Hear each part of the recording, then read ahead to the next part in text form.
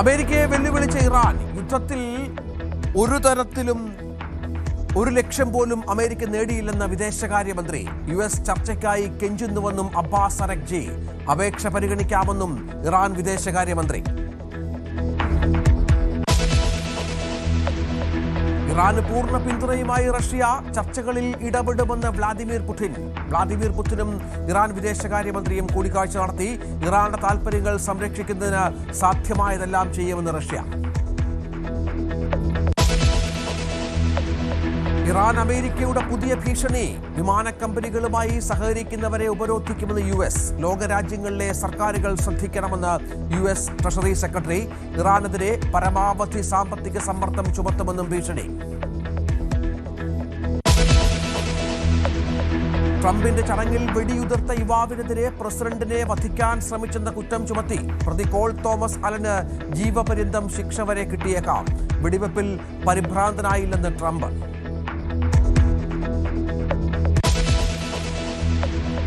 Ukraine യുദ്ധം Russian സൈനികരെ പട്ടിണിക്കാരാക്കുന്നുവെന്ന് report. പട്ടിണി കിടക്കേണ്ടി വന്ന റഷ്യൻ സൈനികർ നരഭോജികളായി മാറിയെന്ന് യുക്രൈൻ. റഷ്യൻ സൈനികരുടെ തന്നെ അവശിഷ്ടങ്ങൾ റഷ്യൻ കാലാൾപ്പട ഭക്ഷിച്ചതായി ആരോപണം. ചിത്രങ്ങളും ഓഡിയോകളും ഉൾപ്പെടെ തെളിവുകൾ നിഷേധിച്ച് റഷ്യ.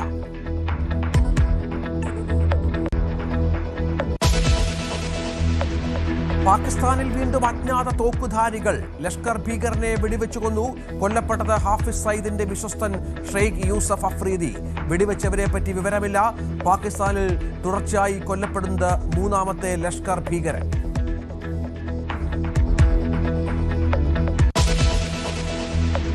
നെതന്യാഹുവിനെ അധികാരത്തിൽ നിന്ന് പുറത്താക്കാൻ ഇസ്രായേലിൽ പ്രതിപക്ഷ ലയനം. കൈകൊടുത്ത് മുൻ പ്രധാനമന്ത്രിമാരായ നഫ്താലി ബെന്നറ്റും യാർ ലാപ്പിഡും ടുഗദർ എന്ന പുതിയ പാർട്ടി രൂപീകരിക്കും.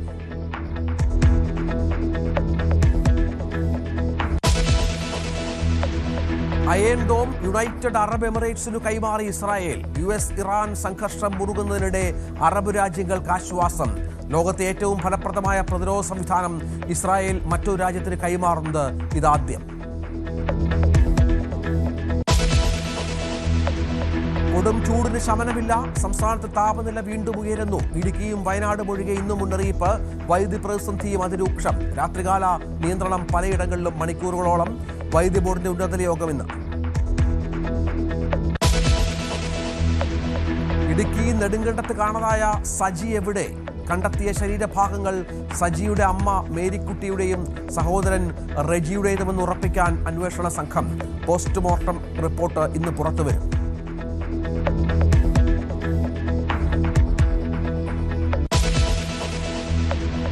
സംസ്ഥാനത്ത് ഹർത്താലിനിടെ പലയിടത്തും വാഹനങ്ങൾ തടയുന്നു. മിക്ക സ്ഥലങ്ങളിലും വാഹന ഗതാഗതം തടഞ്ഞ സമരാനുകൂലികൾ. കടകൾ അടപ്പിക്കാനും ശ്രമം. ദളിത് സംഘടനകളുടെ ഹർത്താൽ. നിതിൻ രാജിന്റെ നീതി ആവശ്യപ്പെട്ട്. ബംഗാളിൽ രണ്ടാം ഘട്ട വോട്ടെടുപ്പ് നാളെ. 142 മണ്ഡലങ്ങൾ വിധിയെഴുതും. ജനവിധി തേടുന്നവരിൽ മുഖ്യമന്ത്രി മമതാ ബാനർജി.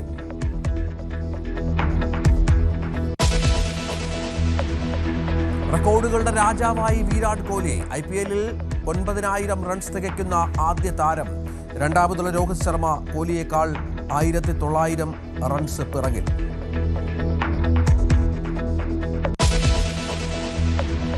ലാലേട്ടൻ ആരാധകർക്ക് ശുഭവാർത്ത. ദൃശ്യം 3യുടെ ടീസർ നാളെ. പ്രഖ്യാപനത്തോടനുബന്ധിച്ച് പുതിയ പോസ്റ്ററും പുറത്തിറക്കും.